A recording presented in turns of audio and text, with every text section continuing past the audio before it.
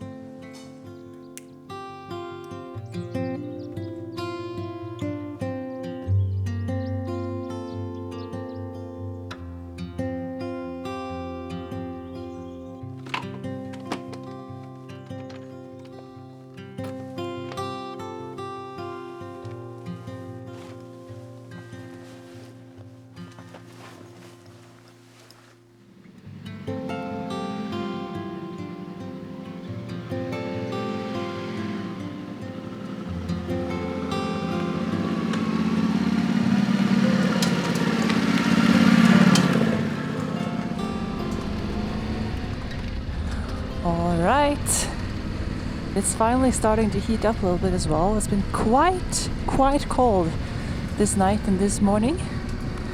And by cold I mean, I don't know, like 10, 12 degrees, something like that maybe. But we are at quite an altitude now, so it's not surprising. Alright, let's get this day started, you guys. Day number 2 in Gran Canaria.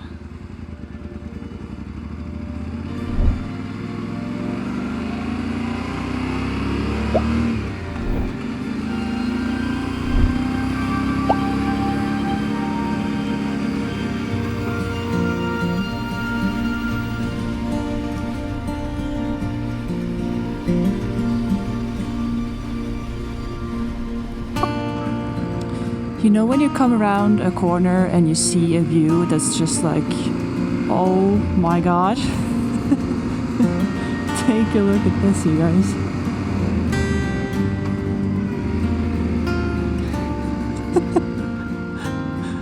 Holy shit.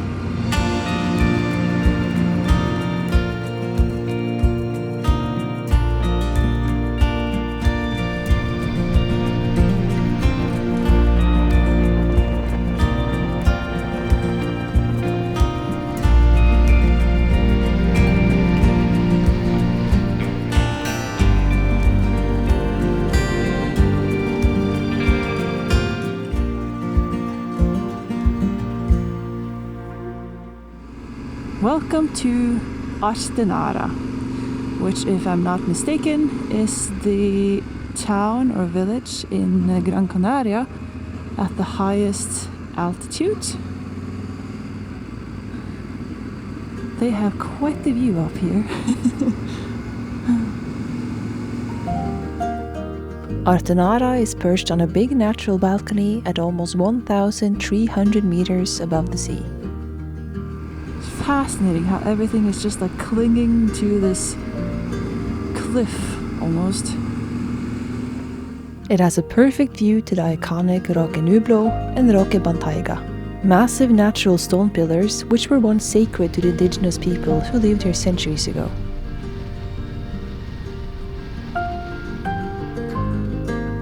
As I leave the village behind, the landscape shifts again as I enter the Tamabada Natural Park.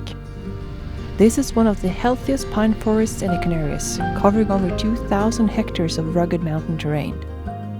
The trees here are canary pines, and they are natural fire resistant and unique to these islands. Pretty cool.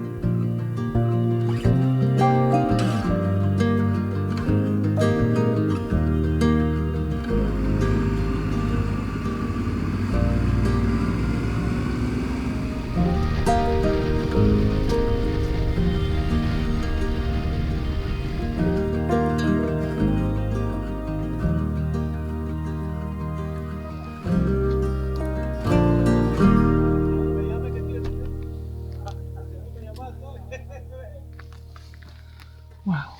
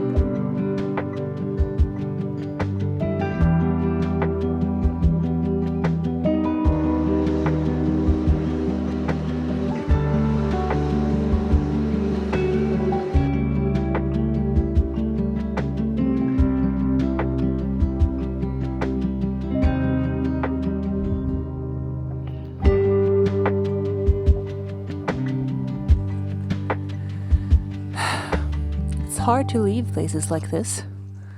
It's like the longer you stay, the more you see, you know, the more details you notice, but the show gotta move on. No, that's not how it goes. The show has to go on. The show must go on. That's the one. Yeah.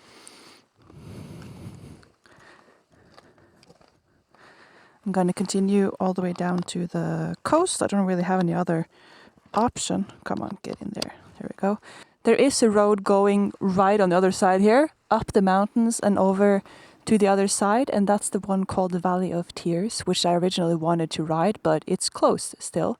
It was also yesterday, so it's probably due to the rainfall, is my guess, and maybe some landslides or rock falling or some structural damage to the road, I don't know. So we'll continue down to the coast, see if we can find somewhere to eat there and start thinking about where I'm going to be staying tonight, because my plan-ish was that I want to camp, because I brought the camping gear, so I want to camp. But it's supposed to rain also this evening in the mountains, but we'll just see when the time gets there what we'll do. Decisions. And views. Let's continue. Oops. Who the fuck knew Gran Canaria would look like this? I didn't. That's for sure.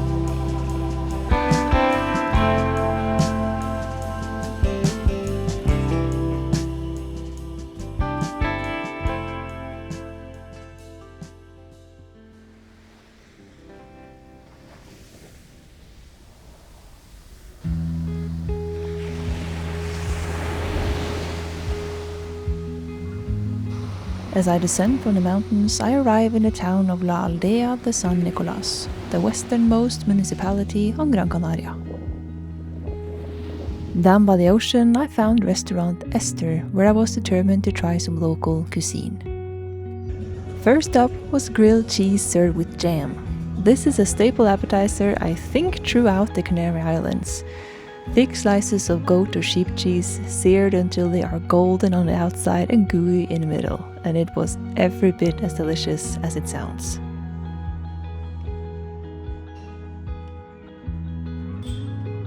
Next up is a classic found all over Spain, garlic prawns.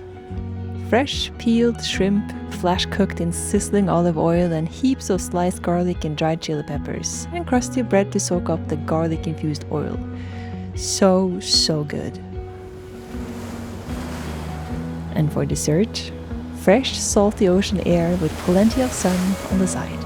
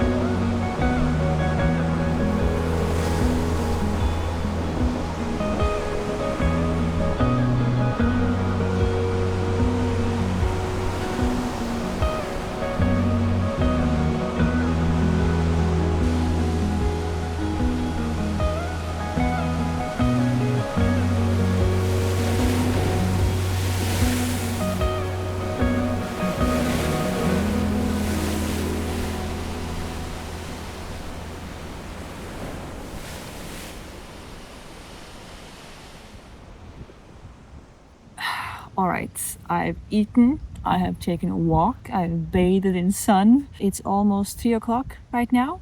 I really wanted to camp this evening. I found some decent campsites, but the problem is there are several roads that are still closed. So for me to go to any of those campsites, I have to go back the exact same road that I came from today, that I've already ridden twice. Finding places to sleep in general is harder than expected here. I don't know if it's high season now or what it is, but it is quite expensive, the few options there are. But there are a few hostels, and there is one in this town right here, so I have requested a room at a hostel here. But there are still many hours left of the day. So I think I want to spend the evening riding to a town called Arguineguín or something like that. And there's something special about that place. There's a reason why I want to visit it. That town or village in particular has some sort of connection or bond to Norway. So I think there's Norwegian schools, there's a Norwegian church there, and all sort of stuff. Let's go.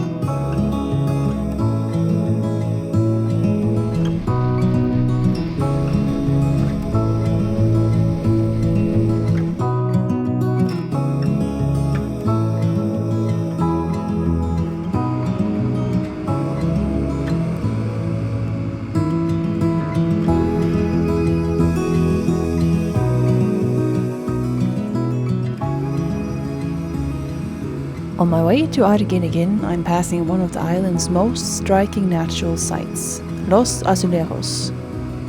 Look at these colors! Wow! Slopes with a vibrant mix of green, blue, yellow and red hues, the results of mineral deposits and volcanic activity from millions of years ago. The name literally translates to glazed ceramic tiles, because the rock looks like they've been meticulously covered in colored tiles. This whole stretch of road was so beautiful, and all the shifting landscape makes you feel like you're riding through a piece of art.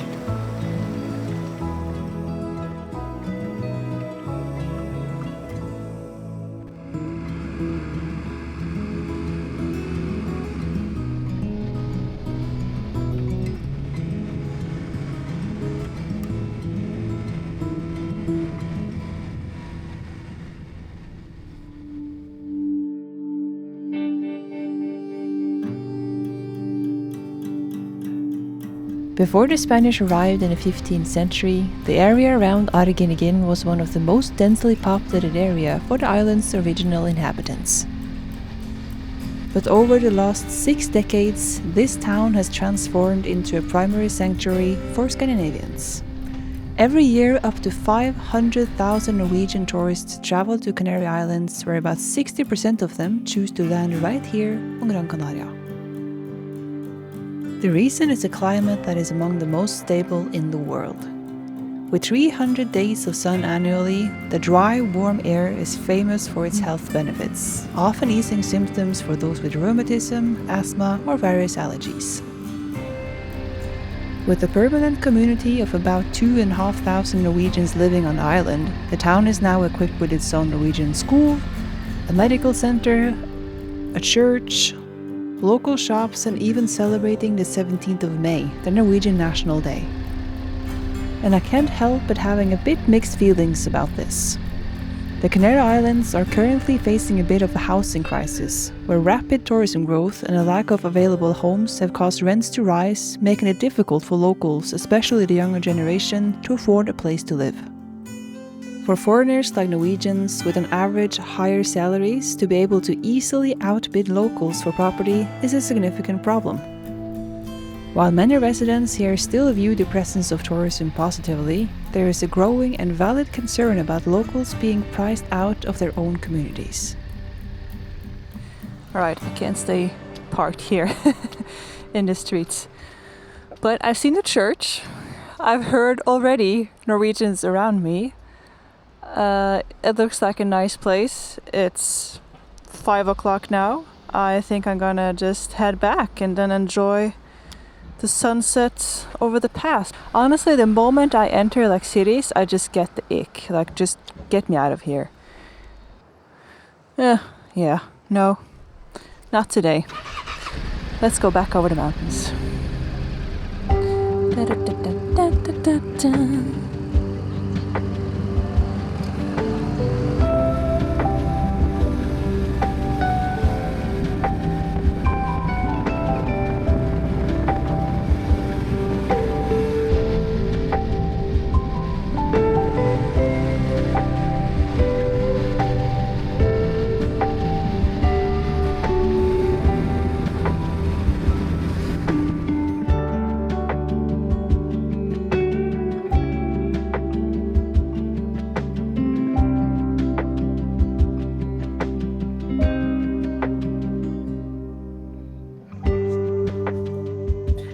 Things don't always go to plan, but they always go somewhere.